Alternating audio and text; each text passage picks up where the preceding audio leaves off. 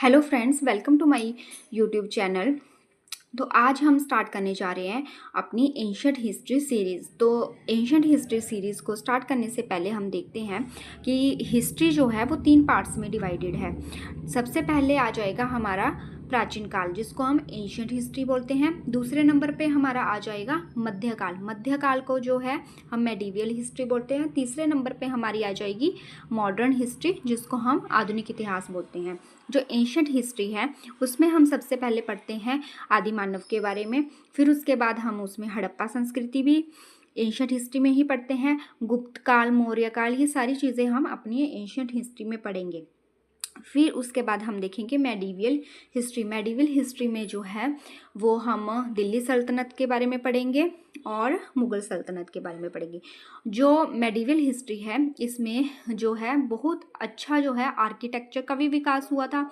इसमें वास्तुकला हो गई, फिर इसमें चित्रकारी, ये सारी चीज़ें जो थी वो बहुत अच्छी तरह से मध्यकाल में विकास हुआ था भारत में।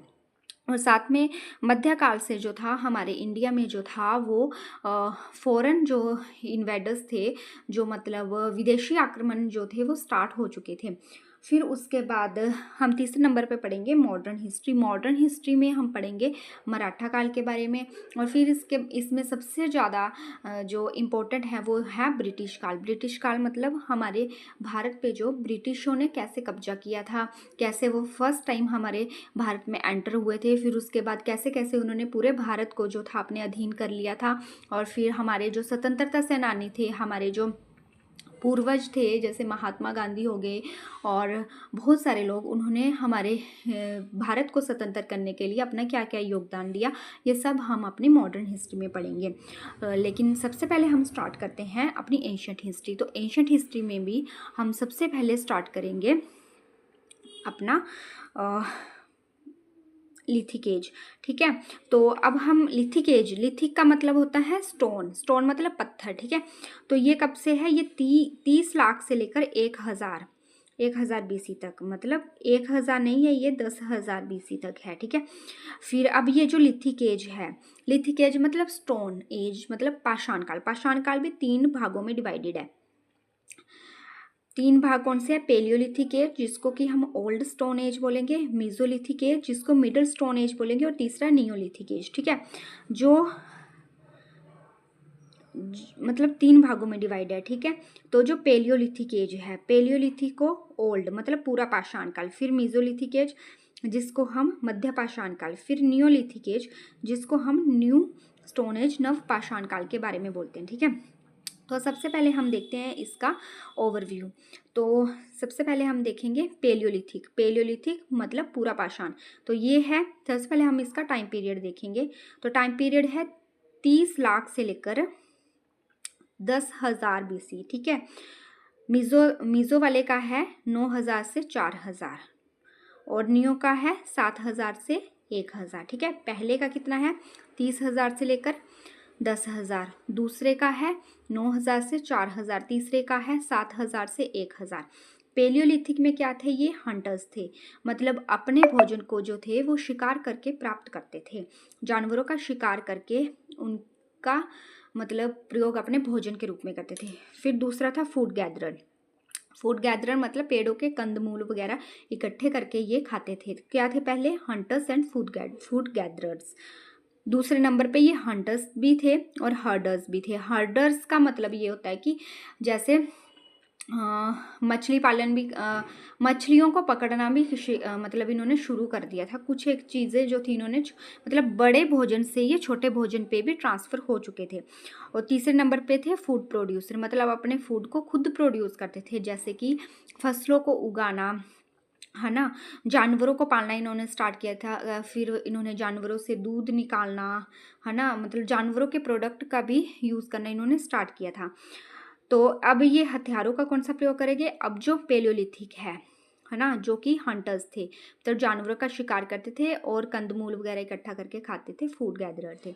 तो ये कैसे औजारों का प्रयोग करते थे? ये करते थे बड़े बड़े औजारों का प्रयोग करते थे, और करते थे पत्थर के ही औजारों का प्रयोग। ठीक है, तो कैसे? जैसे चॉपर आ गया, चॉपिंग हैंड एक्स आ गई, मतलब हाथ से बनी हुई कुल्हाड़ी आ गई, क्लीवर आ गए, फ्लेक टूल्स आ गए, ब्लेड टूल्स आ गए, है ना। इन सब का प्रयोग करते थे ये बड़े बड़े औजारों का प्रयोग, क्योंकि हंटिंग के लिए हमें क्या चाहिए होते हैं, बड़े बड़े औजार चाहिए होते हैं, क्योंकि जानवर जो होते हैं उनकी खाल जो होती है वो बहुत ही ज़्यादा हार्ड होती है, मजबूत होती है, जो जंगली जानवर होते हैं, तो फिर उनके लिए वैसे ही हथियारों का प्रयोग करना पड़ता था। अब दूसरे आए मीजोलिथिक। मीजोलिथिक में ये माइक्रोलिथिक इम्प्लीमेंट्स का यूज़ करेंगे। इम्प्लीमेंट होते हैं टूल्स एंड वेपन्स, है ना, हथियार जो होते हैं हमारे। तो माइक्रोलिथिक मतलब कि छोटे छोटे औजारों का प्रयोग करने लगे थे, क्योंकि बताया था ना पहले मैंने कि इसमें जो थे ये मछलियों का शिकार भी करने लगे थे, मतलब बड़े से छोटे की तरफ भी शिफ्ट हुए थे, तो इसलिए इसमें जो थे औजार इनके छोटे हो गए थे। अब तीसरे नंबर पर जब ये फूड को प्रोड्यूस करने लगे थे, तो ये क्या, कौन से हथियारों का प्रयोग करते थे, ये करते थे पॉलिश्ड हथियारों का प्रयोग करते थे। ठीक है, अब उसके बाद हम देखेंगे वन बाय वन डिटेल में देखेंगे। तो सबसे पहले हम देखेंगे पेलियोलिथिक एज। जो पेलियोलिथिक एज है वो क्या थी, वो थी 30 लाख से लेकर 10,000 तक। और ये क्या करते थे, ये करते थे हंटिंग करते थे, और दूसरा करते थे ये फूड गैदरर थे, और कैसे हथियारों का, बड़े बड़े हथियारों का प्रयोग ये करते थे। ठीक है, तो अब इसमें दो नाम इम्पोर्टेंट है। सबसे पहला नाम जो है वो है रॉबर्ट ब्रूस का, आरबी फुटे। फुटे याद रखोगे आप, आरबी फुटे। ठीक है, तो आरबी फुटे जो है ये जो थे, इन्होंने इंडिया में जो थी वो systematic discovery of paleolithic archaeological material जो है उसकी सिस्टमेटिक डिस्कवरी की थी आरबी फुटे ने।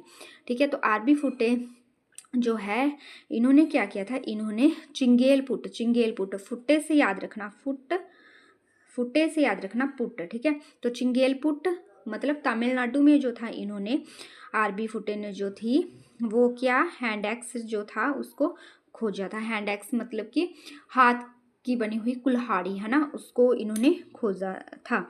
और इसलिए इनको जो था वो father of pre historic archaeology in India भी बोला जाता है। इंडिया में इनको father of pre historic archaeology जो है वो कौन है, वो है हमारे आरबी फुटे। ठीक है, आरबी फुटे ने क्या किया था, आरबी फुटे ने किया था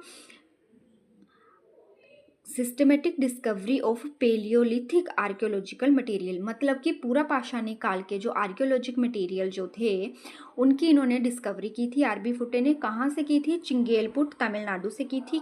क्या निकाला था इन्होंने, हैंड एक्स निकाला था, और इसलिए इनको क्या बोला जाता है, father of pre historic archaeology बोला जाता है। ठीक है, अब दूसरा नाम है हमारा अरुण सोनकिया।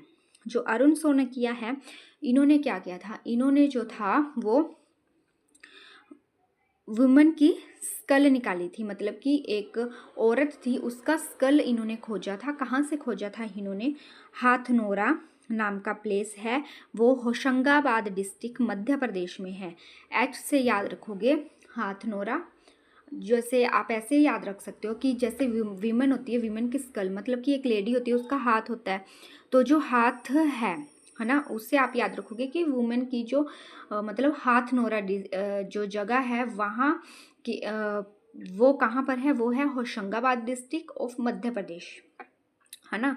तो वहाँ से इन्होंने जो थे वो वीमन की स्कल जो थी वो खोजी थी। ठीक है, तो इसलिए इनकी इसी अचीवमेंट के कारण जो था वो इंडिया को जो था ग्लोबल मैप पर किसके लिए जाना गया, कि इन्होंने मतलब एक फाइंड किया था site of hominid fossil. Hominid मतलब कि ह्यूमन का जो फॉसिल था, फॉसिल, है ना, वो इन्होंने खोजा था। इसके लिए जो था इनके कंट्रीब्यूशन के कारण जो था वो इंडिया जो था एक फाइंडिंग साइट हो गई थी ग्लोबल स्केल पर फॉर होमिनिड फॉसिल को फाइंड करने के लिए। ठीक है, ये वाली साइट होगी थी। तो फिर इसके लिए ये दो नाम बहुत ज़्यादा इंपॉर्टेंट है। अब हम वन बाय वन जैसे कि इसके कैरेक्टरिस्टिक्स हैं, फीचर्स क्या क्या हैं। सबसे पहले पेलियोलिथिक ह्यूमन लाइफ। ठीक है, जो पेलियोलिथिक ह्यूमन लाइफ है तो उसमें यही है, फूड है कि वो लार्जली डिपेंड रहते थे किस पर, हंटिंग पर डिपेंड रहते थे, नेचुरल थिंग्स पर डिपेंड रहते थे। नेचुरल थिंग्स क्या आ जाएंगी, मीट, मतलब कि हंटिंग करेंगे तो हंटिंग से उनको मीट मिलेगा, मीट पे डिपेंड रहेंगे, फ्रूट पे, रूट पे, है ना, पेड़ों का जो कंद और मूल था उस पे। They did not know how to grow grain and vegetable, इनको अभी पता ही नहीं था कि अनाज को कैसे उगाया जाता है, सब्जियों को कैसे उगाया जाता था। लेकिन ये रफली उनको जानवरों दिख गए, उनको हंट करेंगे, खाएंगे और पेड़ों का कंदमूल जो है उनको निकालेंगे, इसलिए इनके औजार जो थे वो बड़े औजार थे उस टाइम पे। Their food was not cooked, cooked food नहीं था क्योंकि इन्होंने अभी आग का आविष्कार ही नहीं किया था। और अपने क्लॉथ जो थे इनके स्यून भी नहीं थे, मतलब वो ये सिले हुए कपड़े भी नहीं पहनते थे। ये जो थे ये सिर्फ और सिर्फ जो थे वो पेड़ के जो पत्ते थे उन्हीं से बने हुए कपड़े जो थे वो पहनते थे। और इनके पास क्या नहीं था, और ना ही इनके पास अपना घर था, घर भी नहीं था। और इनको पता ही नहीं था, आग आग का आविष्कार इन्होंने अभी किया नहीं था, तो इसलिए ये जो थे ये कच्चा मीट ही खाते थे। और काफ़ी टाइम बाद जो थे इन्होंने अब आग का आविष्कार किया था, ठीक है। लगभग 2 लाख और 1 लाख BC के बीच में इन्होंने आग का आविष्कार किया था। और जब इन्होंने आग का आविष्कार किया था ना, तो इन्होंने क्या किया था कि 2 जो पत्थर थे उनको आपस में इन्होंने टकराया, टकराने के बाद उसमें हुआ स्पार्क हुआ था। तो और वहाँ पर पड़ी हुई जैसे सूखी पत्तियाँ होती हैं, वो स्पार्क जो था उन पत्तियों को टच कर गया, मतलब स्पार्क जो था वो उन पत्तियों के साथ लग गया, और जिसके कारण क्या हुआ था कि वहाँ पर आग जल गई थी। इस तरह से एक्सीडेंटली ही आग का आविष्कार हो चुका था। और now with the help of the fire they were in position to cook flesh. फिर उसके बाद जब आग का आविष्कार हुआ तब भी इन्होंने मीट को पकाना शुरू किया। और फिर उसके बाद ये जो प्रीडेटर एनिमल्स थे जो थे उनसे ये मतलब दूर भी रहते थे आग के कारण, क्योंकि जो एनिमल्स थे, अब आदि मानव थे तो ये जंगलों में रहते थे। अगर ये किसी का शिकार करेंगे तो जो बड़े जानवर थे उनसे भी इनको डर था कि वो इनका भी शिकार कर सकते हैं। इसलिए जो थे ये क्या करते थे,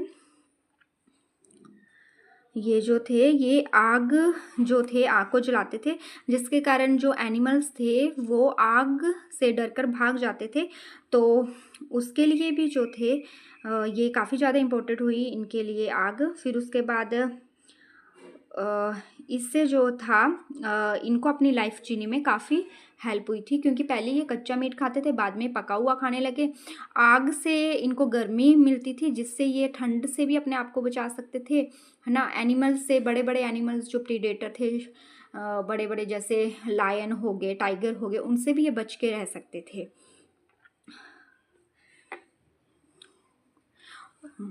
ठीक है फ्रेंड्स, आज हम इतना ही कवर करेंगे और आगे का हम जो है अपनी नेक्स्ट क्लास में कवर करेंगे। Thank you for watching my channel.